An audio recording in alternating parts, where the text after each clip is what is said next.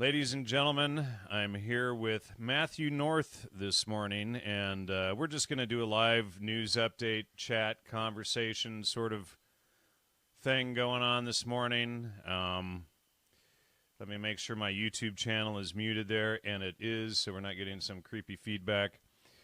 But Matthew North did the wonderful expose on Joe Rogan earlier this week, and he and I have been talking a lot this week, so I wanted to have him on just to do a short conversation and talk about other things going on, such as Alex Jones and whatnot. So, Matthew North, welcome.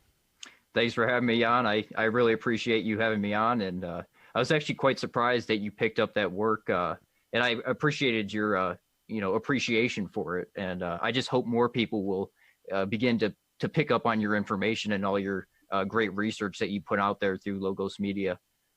So it's great to be here. Well, I appreciate that. And, it's been a long, tough road. It's interesting, as they say, you get the most flack when you're over the target. I'm just doing a few setup things here and trying to figure out where stuff is. So it is showing that we're live right now. I don't know if we have anybody in the chat yet. It looks like things here and trying to figure out. It looks like we do have somebody in there. Showing that we're live right now. So anyway, well, good job on your video, and trying to figure out. Looks like we do have somebody. So, what made you decide to start investigating Joe Rogan? Now, just to point out, you're young. I'm getting closer and closer to 50. What made you in your early 20s? And we don't see too many people your age. I'm getting closer and closer. Somebody's saying there's a feedback. Early 20s. There we go. And I just had it made sure that it was muted, and then it apparently wasn't. So, what made you get into this? Usually, people your age don't get into detailed research and analysis like you did. Well, I had a series of events happen in my life. I had some falling outs with people, and I began to look at this information. And I realized that this is the most important aspect of life, and understanding these deceptions. When you see how fake the world is around you, and then you begin to understand how it's being orchestrated, it's almost like you can't go back after that point. As far as Rogan, he has been so influential. I'm in the Midwest, but I think all over the country, you see trends originate out of his podcast, and he literally bombards people's subconscious. And you're having a conversation, with someone my age, and they'll just reference something off Joe Rogan's podcast or just repeat it word for word. And it's like, you're literally drawing from the database that Rogan's giving you, that 95% of where your thought process takes place in your subconscious. So, I mean, just him creating the culture and actively influencing everybody around me. It's such an important deception for me to highlight, in my opinion. And then I fell into your work and started seeing all these MK Ultra connections and the whole history behind it and the direction it's moving in the future. So it definitely was a big deception. So I'm glad I'm able to jump on it right now and get this information out. What did you think about Alex Jones going on Joe Rogan's podcast last week or 2 weeks ago? Well, I expected it. It was always my contention that it was the only authentic aspects of the beef were having you on. So your research as a person and you as a person. So that was authentic. And then also threatening on it, which Jones could have simply buried Rogan with on it, because he was always there and he understands everything that's going on surrounding on it. But he never mentioned it by name. So I was always and you pointed out that I mentioned on it when I was on AJ's show. And so that was like oops moment, apparently. Well, it appeared to be, because once you said on it by name, he would always call it DMT, Colts, and Austin. So not very many people understand what he was talking about there. You obviously did. I picked up on it. And when you mentioned, you're like, we haven't even got into on it yet. He moved on from it real quick. And I think it was like the last time you were on, second to last or last time you were on. So he definitely didn't want to elaborate on the subject. So eventually I expected them to make up. Jones and Rogan seem to go through these cycles, whether it be for Jones's own credibility or for more traction on his platform. go through these cycles of, being at odds with each other, having this beef, and then they always make up and they're great buddies again. And Jones goes on and talks about how they've partied together a lot, so maybe there's some compromising going on there. I don't know, but they've known each other for decades. So, but he always mentions that they partied together. So maybe Rogan has some compromising information on Jones, or they're just involved in the same networks. I think it's a little bit of both. Now, part of the reason I wanted to do this live news update show today is I got a text from AJ yesterday morning at 7:12 a.m. And he said, and so AJ, I spoke to him. He called me the day after he was on Rogan's show, and I spoke to him briefly, and he was pretty out of it. He was on meds. He had just had surgery on his bicep, and so he was pretty out of it. But yesterday at 7:12 a.m., he writes, "Please come back on when I'm back in town next week." And so, I wanted to talk about this with the audience because obviously I've had a lot of attacks for going on his show, people calling me, "Oh, you sold out, you're a shill because you went on his show." Here's the thing a lot of people don't get is, he's got an audience of like 1.5 million people plus, or larger, plus he's syndicated on radio shows all over the place. And so I can keep the information on MKUltra and kids doing drugs limited to the 60,200 people on my podcast, or I can reach 100, 200,000 more people in an afternoon and try to help other young people out of it, and to stop, you get out of the DMT, ayahuasca cults, the mushroom cults, all of this kind of stuff. And so it becomes a dilemma, and I don't doubt that there's a possibility that I was set up. My live feed on the main channel was shut down, and it's going to be at least another about 6 weeks before it's on again, if they turn it on. It was a trumped-up premise. Now, Joe Rogan is allowed to have AJ on his podcast, and his channel doesn't get shut down. But if I release my own interview with AJ, my live feed gets shut down for telling kids not to do drugs. And then you see AJ going on Joe Rogan's show shortly after, and it raises some serious red flags. And of course, my work, and the interview that AJ and I did was completely omitted from the conversation again. And we see this is the common theme, even with Jason Burmis and Luke Radowski and all these other people that have been doing analyses of this whole situation. None of them are talking about my work. Red flag all over the place. Yep. And they're, and so they're trying to paint this, and create a whole situation where I'm pushed out, but I was clearly used as a chess piece to warn them that they were actually going to really expose things. And the day after Alex was on Joe Rogan's show, when he called me, he sort of gave me a warning that his producer was afraid to have me back on, that they might get sued for name dropping. And, and he basically kind of said, hey, we need to have you back on, but we don't want to discuss, we don't want you naming names, et cetera, even though he names names on his show all the time, right? So it was I felt like it was kind of a warning to me. And like and then the whole situation with him going on Rogan's show, it was just like, wow, 5-hour show. They didn't bother to mention me and the whole situation once. And so is there another agenda? Was the agenda to push me out and to increase both of their platforms even further? And Joe Rogan was under heat for the guy from Twitter, Jake, what's his name? Having Jack Jack Dorsey, and having him on. And we saw Rogan's show blowing up and everybody realizing that Rogan was most likely on the take. And so, we see Rogan's show plummeting, hundreds of thousands of people waking up at once. And then suddenly AJ is friends with Rogan again and going back on his shows. So to me, this whole thing looks like a big chess game. And, I'm one of the pawns on the board that they're trying to use. And then my channel gets shut down. My live feed, anyway, gets shut down, not the full channel. So, it's when AJ sends me texts like this, please come back on when I'm back in town next week.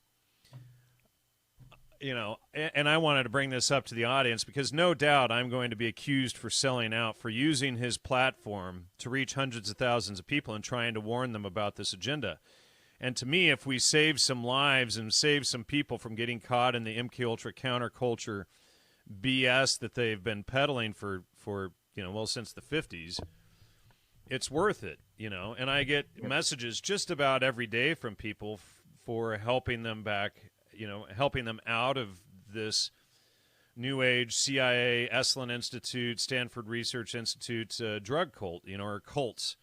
And I've exposed that there's several dozens of cults that they've launched. So I wanted to get feedback from the audience this morning on what they think if I do go back on and, get your, let you, since you've investigated this whole thing and the angles behind the scenes with the JRE show, et cetera, more than I have. I wanted to get your feedback as well, but, I'd love to see what the audience has to say in the comments here. And Freakin' Freddy says, so does anyone think that Joe and Alex was a stage drama, or is it just me? And I think it was probably a staged drama, and that's what we're here to talk about this morning. So, that's kind of what it's all about. So, people post up your comments in the chat there. If you're listening, love to hear your feedback on this situation as well. But go ahead, Matt. Well, I would agree with that comment that for the most part, it was a stage drama. And regardless, it ended in that fashion where both of them benefited you from just it. started Joe cutting now out. has credibility again. Without... You just started cutting out there. Let it catch back up. Not sure what's going on there. Go ahead. Okay. So as far as it started out, regardless of how it started out, if Alex was legitimately upset at Rogan for some reason, it doesn't matter. It ended in a stage drama where it's a WWE show where both of them benefited in the end. Both of them. And I did not. And I'm accused of, selling out because I went on AJ's show. Yep. And then your live streaming abilities get taken away as well. And I honestly think Rogan has that much access and influence where he can remove shows. For example, with the Elon Musk securing 420. I forgot exactly how it went, but anyway, the manipulation of stock prices, people broke that down very well in YouTube videos, and every single one of those videos were then removed from YouTube. It seems like anybody who criticizes Rogan ends up getting censored, except for Alex, but it ultimately turned into a WWE show where everybody benefited except for Jan. So I was the fall guy for the whole thing, essentially. So Sanchez says, yeah, bro, go back on. And then William says, jump on the censorship wave while it's on the right side next week. And then Sanchez says, you being on AJ's show years ago is how I found your work. And then William says, I found you from your last appearance. So, and this is just a handful of comments, and there's only 44 people listening because my other channel was 62 or 60,200 viewers. I can't broadcast to that channel for at least another month and a half. Who knows? And their charges are just that I violated community standards. They don't tell you how you violated them. Right. Apparently going on and exposing MKUltra and their promotion of drugs to kids and the destruction of the family is a violation of community standards. Kevin says, go back on. And then Freddie says, but your damage will be, or your credibility will be damaged. And then, it's like, Ahmed is speaking in Serbo-Croat. Let's see, Evropskam, and in Europe. Sorry, I'm just trying to read Serbo-Croatian. My Serbo-Croatian is terrible these days. And he says good morning in Serbo-Croatian. So anyway, let's see. Go back on and get into On It and Aubrey Marcus. So I think that's the show that they're afraid is going to rock the boat, And, I think that's what they don't want. Well, regardless, I disagree with anybody who says that you going on Jones's show, it loses your credibility, because I agree with you 100% that you should absolutely use that avenue if you can to even get some of this information out. And I also agree that you should go back on, but I don't think you should hold any punches. Maybe not mention On It, but really get deeply into the history of MK Ultra and reference it and put it in reference with what Rogan is doing now and with what this modern MK Ultra movement's doing, because understanding the history allows you to understand which direction this modern movement's going in. And the fact that they've been, like you said, they've been doing this since the 50s. It's a continuation of these same mind control, cultural shifting operations. So let's see. Milk Latte says, go for it, Jan. No other platform with such amount of people will have you at the moment. Use it wisely. Yeah, back in the day, I was even on Coast to Coast AM before I started exposing all this stuff. As long as you're selling the agenda, they promote you. And as soon as you wake up and go, hey, wait a second, it says, Freddie says he's going to catch the replay. And then William says, I still think AJ went rogue for a bit and was reined in, very possibly. Let's see, and yet again, they don't want to tell your name, Jan. Agreed, Ahmed. And let's see. I'm just reading their comments right now, but yeah, the whole thing is just it stinks. Mm-hmm. No matter how I look at it, it's very possible that my channels and everything could be totally shut down, and I would need, way more support from the audience than I've been getting to be able to pull this off, because, when they shut down my live feed and I can't reach 60,000 people, I can't, it makes it a lot more difficult to pay the bills. So, it's good to have all of you, out there in the audience support the show and everything, because, if I go on there and try to expose more of this stuff and I'm shut down, then what am I going to do? Let's see. Dr. Cameron and the sub-projects with COINTELPRO and Mockingbird Media has a lot of people confused and getting triggered. And then, and that was Lee. CJM says, no one has credibility on YouTube anymore. It's only about getting info out and not who cares anymore. Might as well jump. Yeah, I don't know. Topic is to do AJ or not to do AJ. Yeah, pretty much. And to talk to you about your show. And then Kevin says, your credibility is bulletproof. Ahmed says, I'm going to watch the replay. He's going out. Take care. Ciao, vidi mose. Ahmed, enjoy. Oh, so, wow.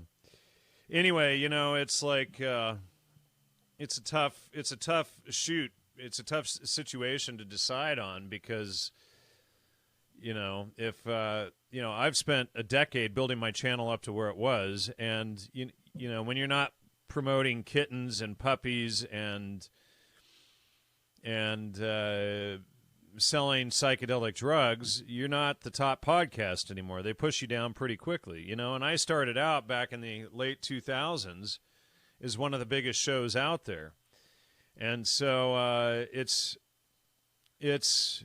been interesting to watch them try to suppress my research over the years. And, we should just, and I should mention that I uploaded your show to my BitChute channel exposing all of this stuff. And I highly recommend people watch that. I also uploaded it to both of my YouTube channels. Here's Matthew's channel here, Matthew North, and you'll want to watch this episode here. And I recommend everybody download it. I've also put it on my channel. I corrected the audio for Matthew the other day and re-uploaded it to my channel. You're welcome, brother, and no problem on that. And so it's got 5,029 views on my channel. It's got not many on BitChute, but it's got like 105, 110 views on BitChute.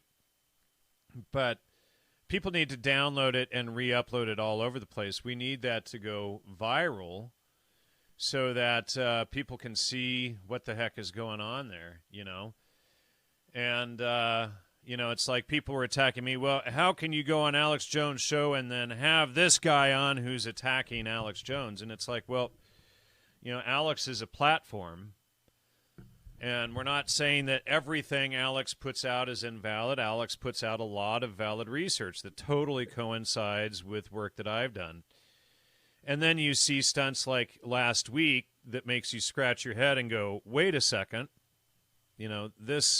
My being on his show looks like a setup, and then him going on Joe Rogan's show. The whole thing is just fishy as can be.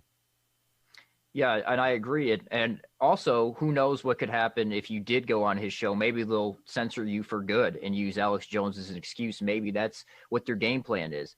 I don't really know. These are sophisticated psychological warfare operations, in my opinion, and Alex is as well. And I've done research on that and videos on that. And I think he's a mind war operation where one of the core concepts of mind war is weaponizing truth. So taking a lot of truthful information and using it as a weapon to also mix in disinformation and lead people in the wrong direction. And Jan's show gets censored on Alex. So having Jan on is an aspect of truth, using him as a weapon. You're cutting out there again. Regardless, that information still gets out. So I think, I'm not sure if that's Go ahead. Yeah, you're back again, but your feed keeps getting garbled up there. I don't know if you have something else running in the background. Okay. So having Jan on is truthful information, and that information gets out there regardless. So I think that's always a positive. What they do with it, I don't know. But for example, Jan's interview with Jones gets censored off YouTube, but for exposing real truth, not actual good information, directing people in the right direction. But Rogan can sit up there on his podcast and take illegal substances like mushrooms on camera, and that's fine, and then a kid sees that and they want to take mushrooms. They think it's just a normal thing to do. And they think it's not a massive experience that, is something to prepare for. That isn't something to take lightly. Like you just take it, like Rogan portrays. So why isn't his podcast censored? Where Jan's is. And he can sit there and, rip bong loads. And, even back before it was legal, he was just sitting there smoking weed all the time. You pointed out he may have been doing coke in the background, et cetera. So, and then I'm censored for telling people not to do drugs. How does that work? It's just ridiculous. I also wanted to mention that, and I'm probably going to play this while we're sitting here talking, my Terrence and Dennis McKenna exposed video that I put out yesterday. I think that might be a good one for us to broadcast today so people can see more of that. You down with me playing that while we're going here? All right, let's bring that up. I'm going to share screen here. Let's see. Share audio. Here we go. I'm going to bring this up here. Up. Here, I just shared that on the wrong monitor, so let me just fix that just a second. Bring this over here.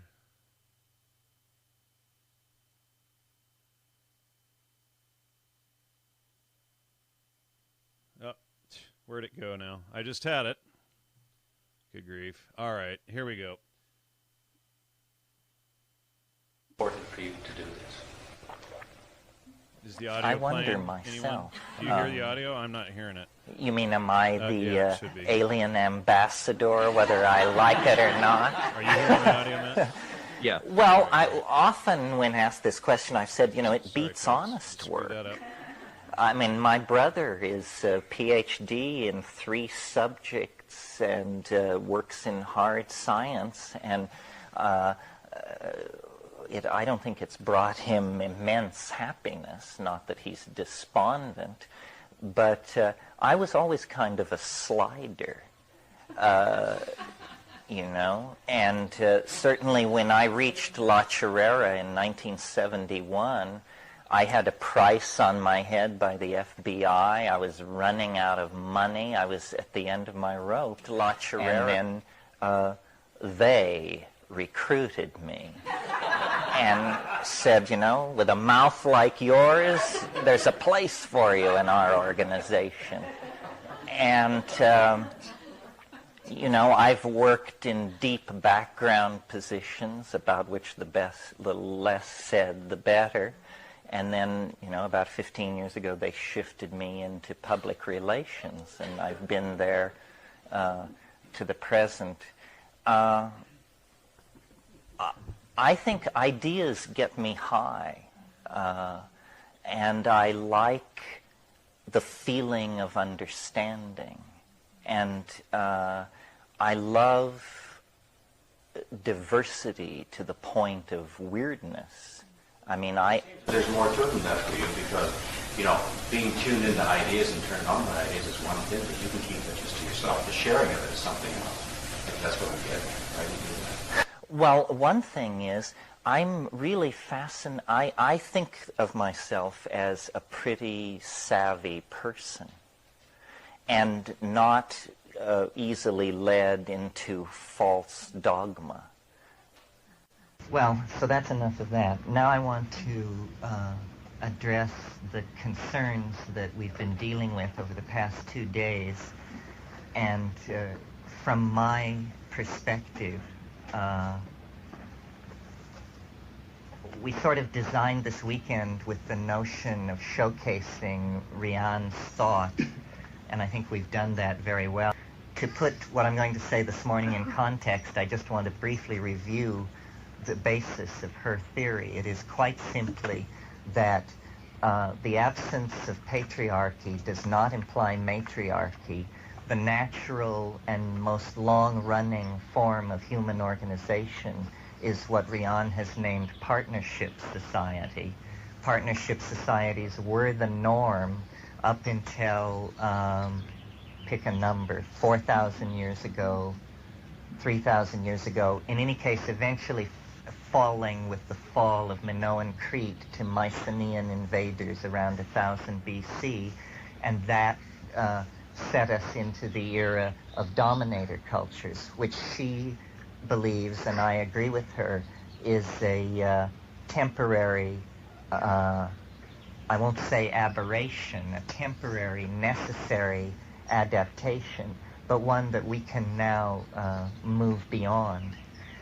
My Rian's approach is basically to say what happened, that there was partnership society, and then she's very insistent that there was a confluence of factors which caused the shift from the partnership society to the dominator culture.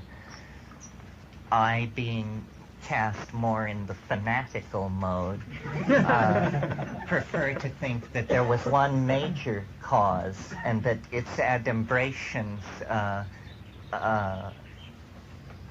can be explicated by the methods of archaeology, good logic, and a little visionary imagining.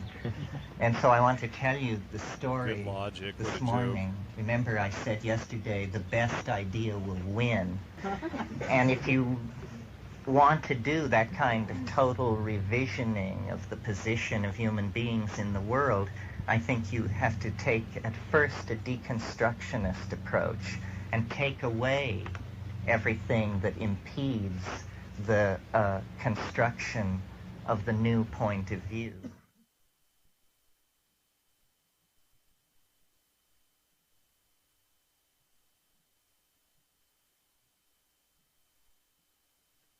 And here we're just showing the connections to Rand Eisler and Intel.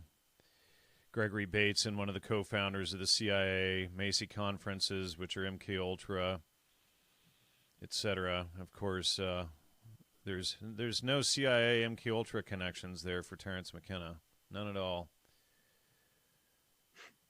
Humanists, Dr. John Dee, the Spy Master, Julian Huxley, Cybernetics, which of course is MK Ultra, Stanford Research Institute, Tavistock.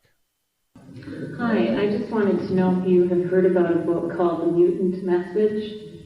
No. Okay, I want to tell you a little bit about it because it's very interesting. I think it follows what you're talking about. Totally I love your idea of a collective consciousness, and I think the book describes an Aboriginal tribe in Australia that has been living out the way in which you're speaking, a collective. And what they've come to the conclusion of is that they can no longer procreate because they have recognized that they can no longer exist on this planet. And the reason they call the book The Mutant Message is that they believe we are a mutant life form on this planet that is destroying it to the extent that they can no longer continue their lineage. And this is an interesting concept because it's the first culture I know that has selectively chosen not to breed. And along with your concept of raising our consciousness so that we understand the destructive nature of ourselves, what about a parallel vision of reducing our population as these people are, of consciously choosing not to procreate at this time? You know, I'd like to point out here, it's eugenics for the elite, it's dysgenics for everybody else. People get hung up on that point constantly. That, and the mushroom pointed this out to me, if every woman had only one child, the population of the planet would fall 50% in 40 years. 50% in 40 years without war, revolution, coercion, anything else. Now, when you suggest this to people, they say, well, didn't they try that in China and it failed?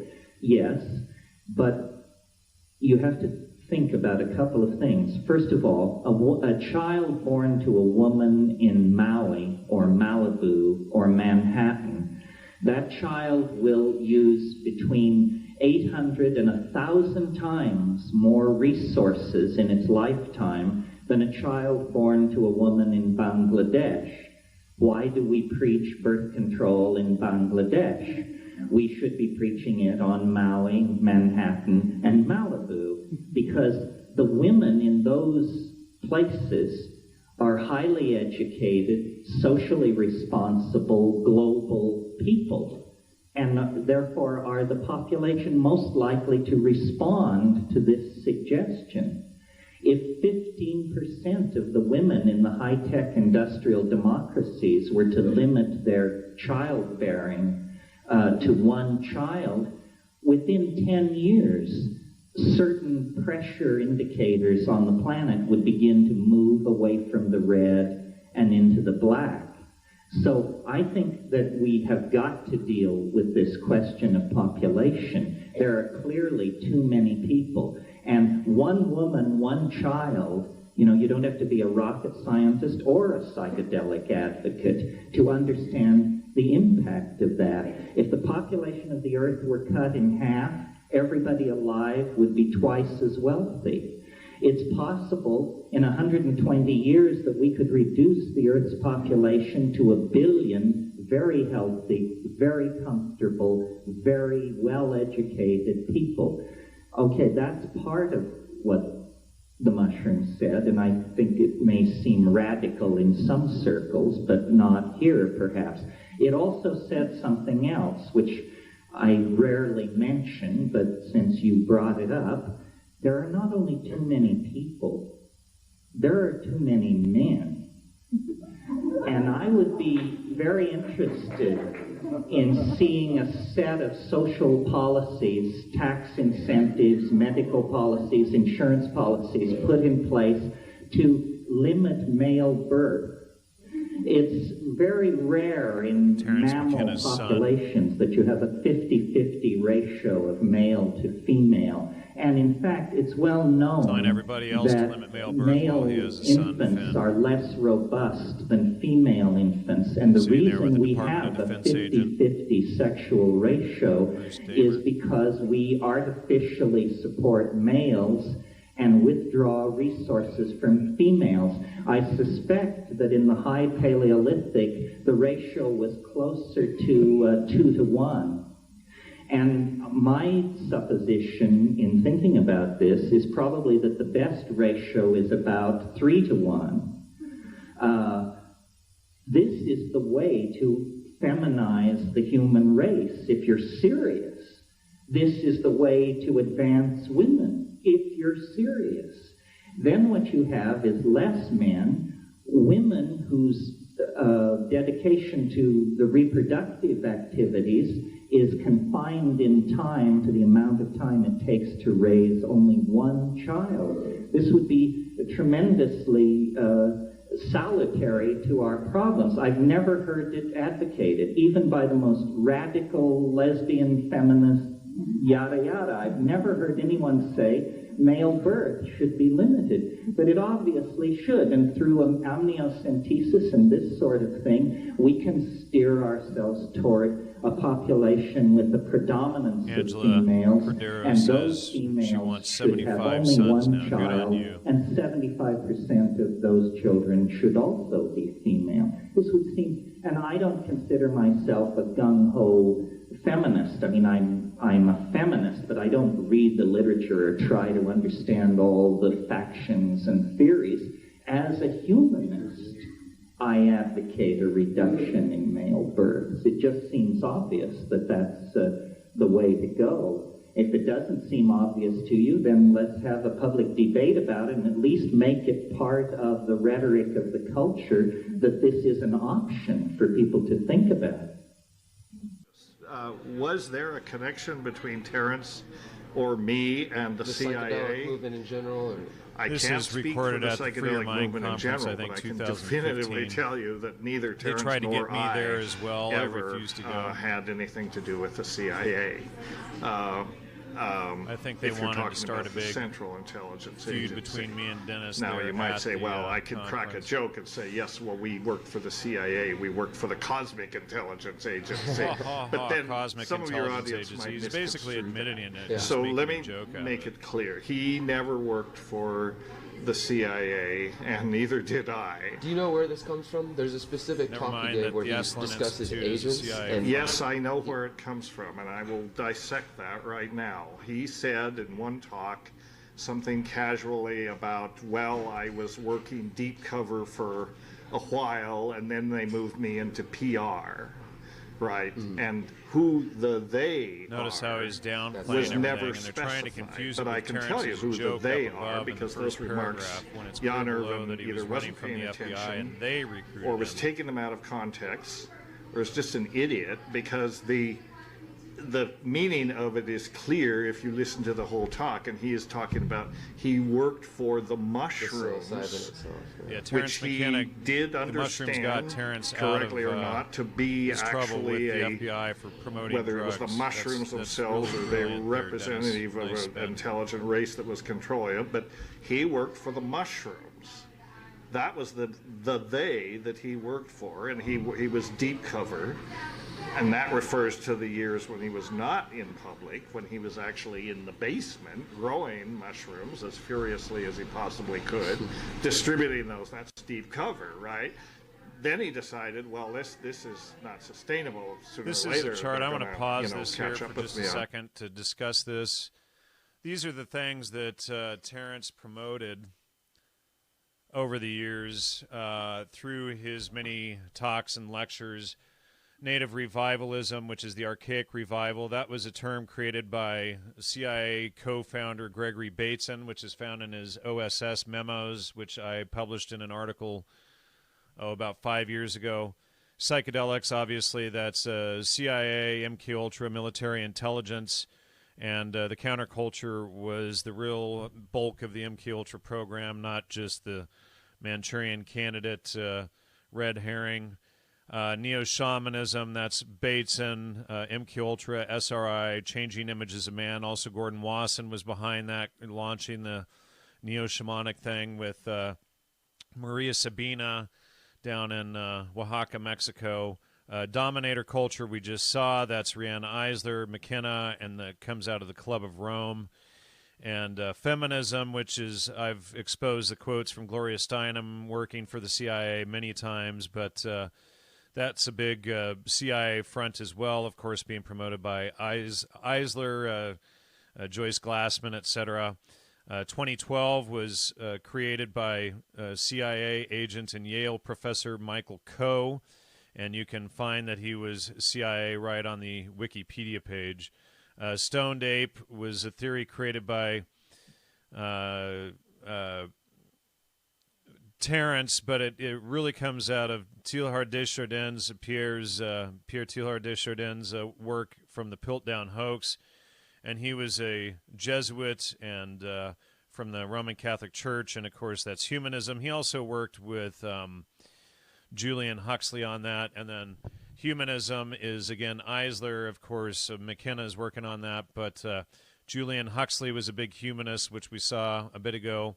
And the Humanist Manifesto, transhumanism, again, that's a word even coined by Julian Huxley, promoted by the CIA, promoted by all of the eugenicists, etc. Even the Dalai Lama's in on that today. Timothy Leary, who admitted he was a CIA agent from, I think, 62 onward. I think he was CIA long before then. And then again, we see Teilhard there. Habit and novelty theory, that was originally... the Omega Point theory, promoted by Teilhard again, Alfred North Whitehead, and then Time Wave Zero, which came out of Teilhard yet again. Eugenics, John B.S. Haldane. That's where Terence gets the infamous quote that he twists a little bit. You know, the world isn't just stranger than you suppose. It's stranger than you can suppose. That's a quote that he changed from John Haldane. And then, of course, Aldous and Julian Huxley, the CIA et al. The New Age movement is, of course, right out of there and out of SRI, Changing Images of Man, the Esalen Institute, etc. Cybernetics, which we've shown on screen. Bateson, that's also the Macy conferences.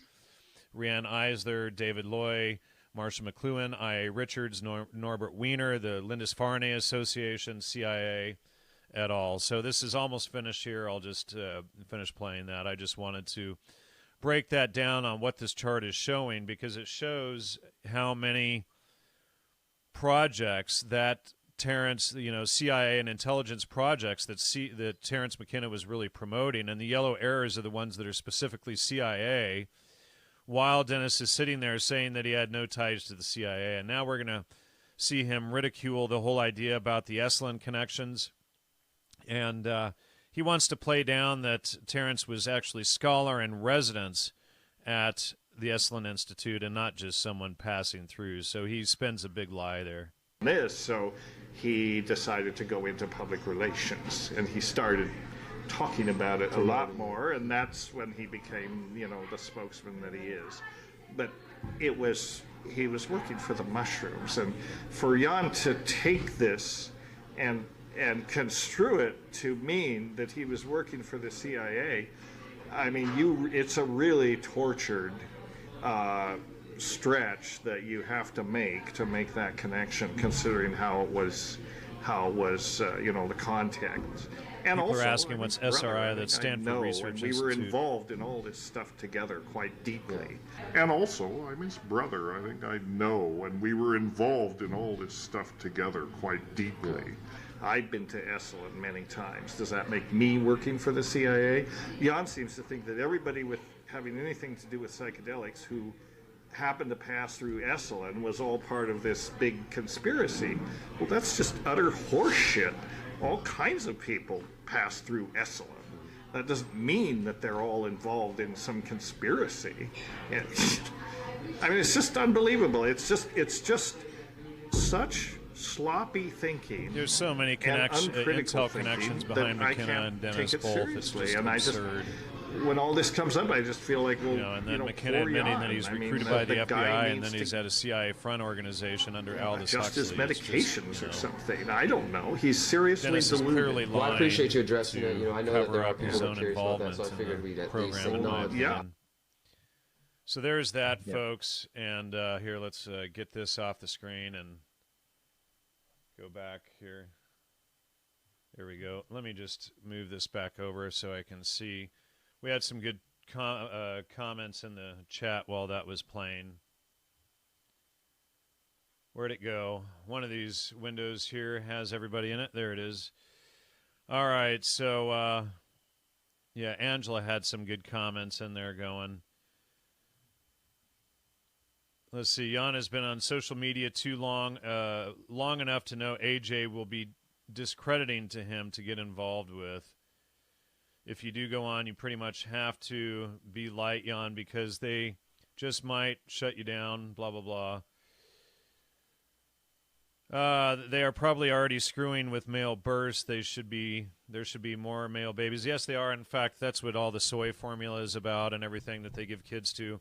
Soy is very high in phytoestrogens. You should never give your male children a soy formula, et cetera. That's very toxic, especially for male babies. And then Sanchez says, yes, there are less boys being born. The ratio used to be 50-50. It's because of the hormones and the food and everything else that is changing things. That's correct. So anyway, did you have anything you wanted to add about that, Matthew? Well, first off, let me say that was a great video, and you guys, everybody should share that one. But also look at the similarities between Terrence and Rogan. There's a lot of parallels there. So as you've exposed all the intel connections with Terrence and what his operation was, compare him to Rogan and look at the similarities between the two, because it's almost like Rogan stepped into that position in a new modern way, but it's very similar. And also anybody who has any questions about any of this stuff, who disagrees with you on this being an MK Ultra operation, this counterculture, share them the brain, give them the link to the brain. You cannot deny it. Well, the issue is they won't even take the time to go through. They'll look at it and see a bunch of connections, but they won't bother to see how it all connects and all the, 11,000 citations in there, et cetera, Yeah, unfortunately, because that thing, it's all there. It's everything you need. It's all there. So still, I think you should share it, and hopefully some people will look into it and wake up, because that needs to happen. Yeah, and Mr. Cut, folks, says, we must share Jan and Matt's work. Everyone, please share with as many people as possible. And I'm going to say, download that Terrence McKenna video as well and share it, repost it everywhere, as well as my edit of Matthew's video with the corrected audio. And you know what? We've already been on for an hour. What happened to this being a short discussion? I don't know, man. But it's good, though. So much for that, right? So there were other comments in here that I was just wanting to go through and see what else was good in here.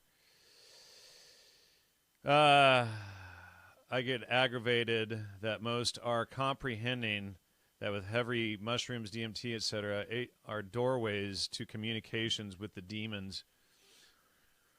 Yeah, it's not the drugs don't bring you to Logos. That's the issue. You might get some different perspectives on things under the influence, and I get all these idiot comments all the time. Jan Irvin's never tried them before. I mean, it's totally ridiculous. It's like I used to write books on this stuff.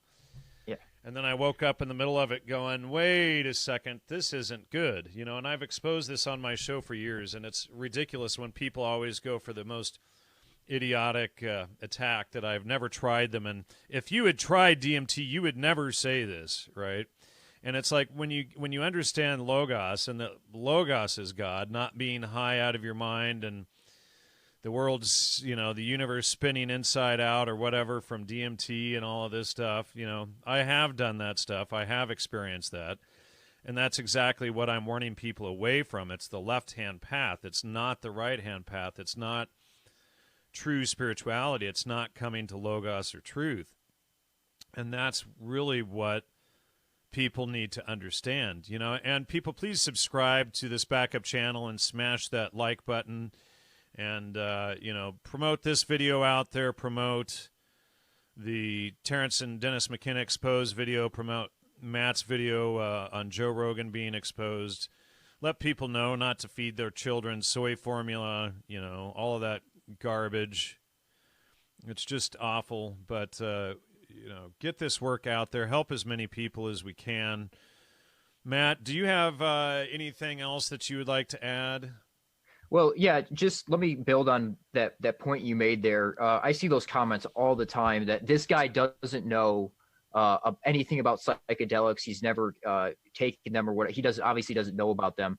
But as you said, you wrote books on it. You know everything about it. And I sent Jan a podcast the other day it was a Rogan Duncan Trussell podcast from shortly after Jan's interview with Joe back in the day. And Rogan elaborates on how Jan is the expert on psychedelics. And it takes someone as intelligent as him to drone through documents and really so Jan is truly an expert, and even Rogan claims that Jan is an expert. You know what, dude? I downloaded that whole clip, so after you finish talking, I'm going to play that.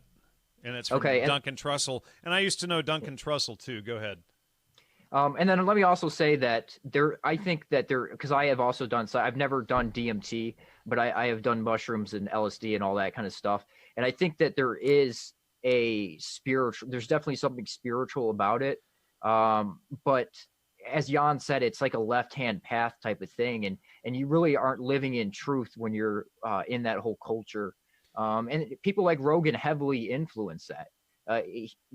People have no idea how much a podcast like that gets someone to go out there and do that. So if there is a spiritual angle to it, which I believe there is, it's probably a negative one.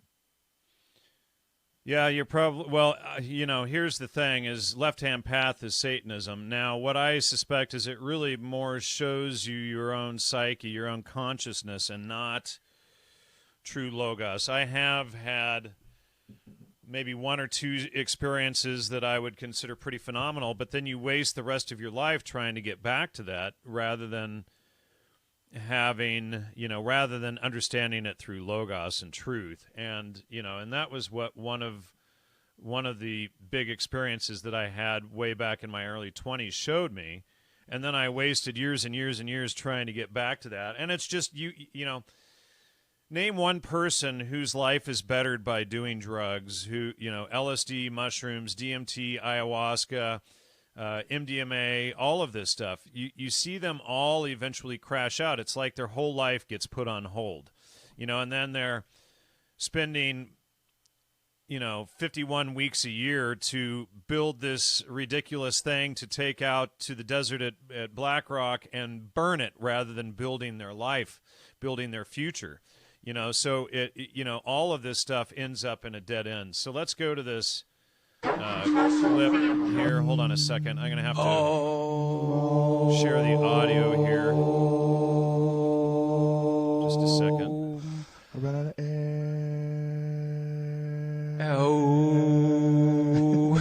No, it's at 3 minutes. What a here, great so sound that is, man! This What is an like incredible sound! I'll never forget that one-time performance. No, I don't know. And it's something that I actually spent some time looking for because I wanted. It's something that stuck in my head too. Jan Irvin, he'll have it. He has everything. I was, you know, within inches of going down to this ayahuasca conference that's happening in South America, and he's going down there. I saw him on the flyer. Yeah, I saw him on the flyer. Jan's a great guy, but he's crazy. Is he crazy? I never went to that conference. It's really weird to communicate with him. You know, he like will regurgitate facts at you without like connecting with you. You're not really communicating. Yeah. He's just regurgitating facts sometimes. Like, we had him on the podcast. Like, I couldn't get him to just have a conversation. It had to be like a lecture. You know, it's like the way he, you know, goes into each individual subject it's like disseminating information like a robot. But he's a really smart guy. Yeah. It's just, I don't want it to be. I try to tell people, like, when you come on the podcast, just talk to me, man. Talk to me like a real human being about like you do when I hang out with you. Yeah. When I hang out with you, you talk to me different than this. why do you talk when you get on a podcast? Why does it all of a sudden become a lecture? Right. And some people. And I want to say to that point right there, because when you're trying to present all of this information on MK Ultra, the goal is to be as factually accurate as possible, and not just spew a bunch of things and make dick jokes and then go ha ha ha. It's very important information.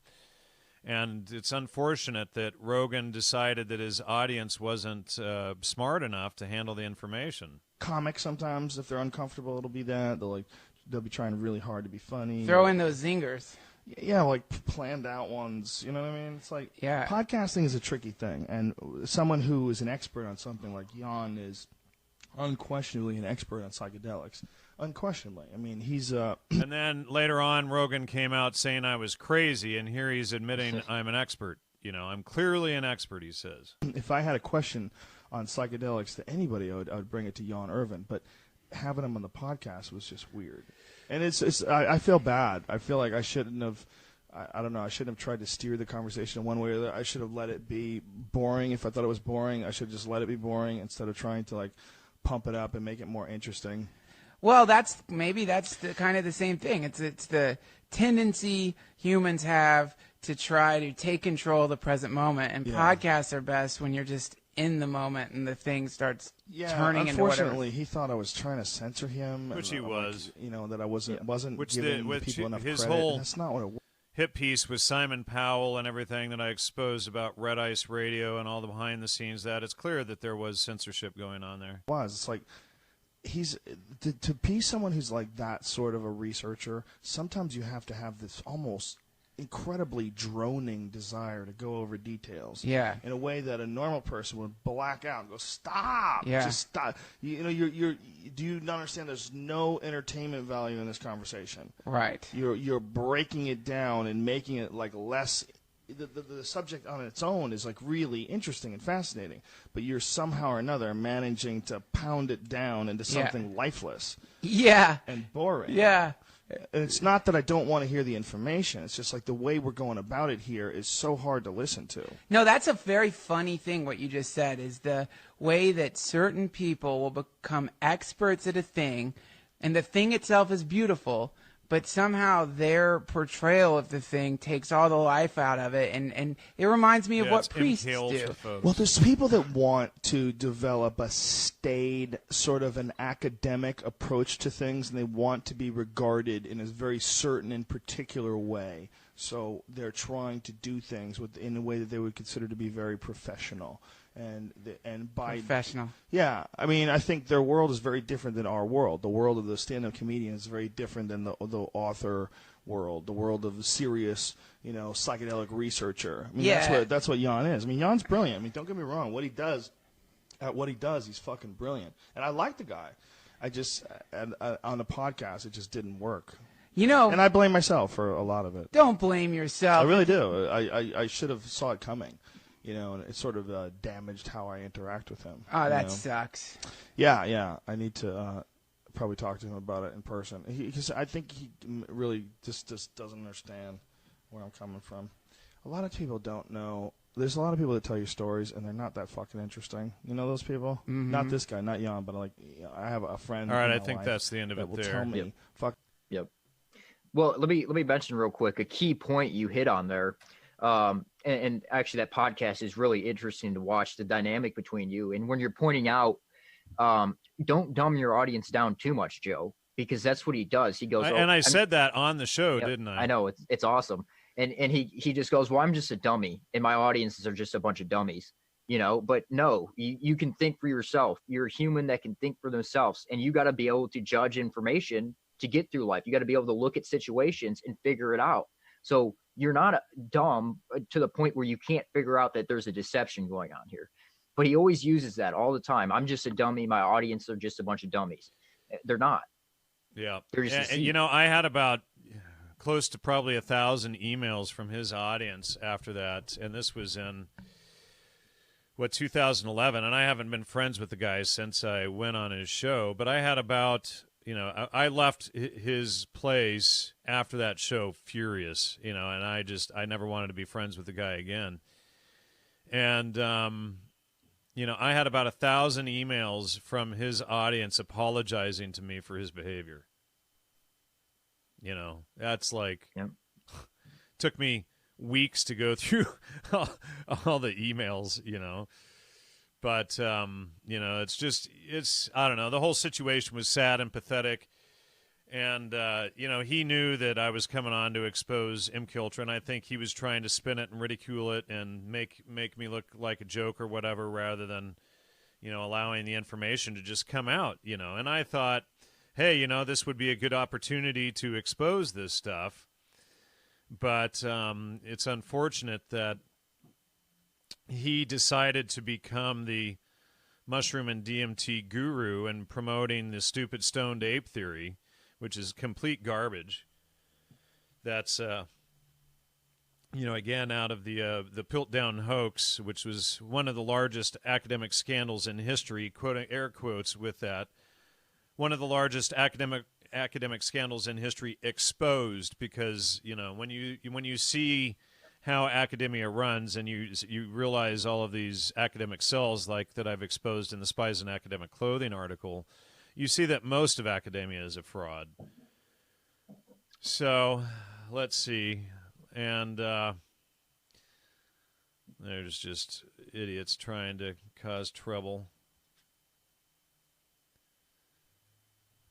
So, anyway, do you have anything else you want to add, Matt, or should we wrap it up here? I think this is a good point to wrap it up. I'm glad you got to address the Alex Jones stuff and that you allowed me to have my opinion on here. And I think you'll navigate through that situation wisely. Thanks. And, well, if Alex sees this, which he's told me he watches my show often, if he sees this, that I know that that I know type of thing. And, I'll probably come on and I will caveat everything and, I just hope that it doesn't result in me getting entirely shut down, but I wouldn't be surprised at this point. So thanks everybody for tuning in this morning. We had it wasn't a huge audience, but we had close to 90 people in there this morning. Thanks everybody for showing up and for, promoting the show. Please donate and please help the work. I can't do it without you, honestly. I'm going to post the link. Post the link in the chat there for people to donate and support the show. I really appreciate anyone's and everyone's support. Seriously, cannot do all of this without your help. And the more they censor me, the more support I need from the audience to be able to continue to do this. So please contribute, everyone, and have a great weekend. And thanks, Matt, for coming on this morning. I appreciate your time. And we'll catch you all later, everybody. Take care. Bye.